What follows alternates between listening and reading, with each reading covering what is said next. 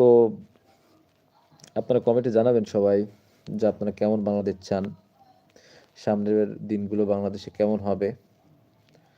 তো এটা আর কি চাওয়া যে বাংলাদেশ, আমার সোনার বাংলাদেশ অবশ্য সামনের দিনগুলোতে যেন সুন্দরভাবে যাতে এগিয়ে যায়, যেখানে অন্যায় থাকবে না।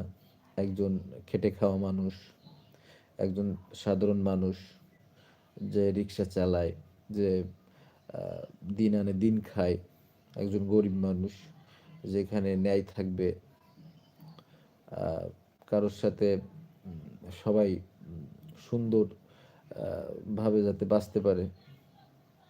তো এটাই আমাদের চাওয়া। কারোর উপর অন্যায় জুলুম চালিয়ে দেওয়া যাবে না। এদিকে সব কিছু লক্ষ্য রেখে আমাদের সামনের দিকে এগিয়ে যেতে হবে।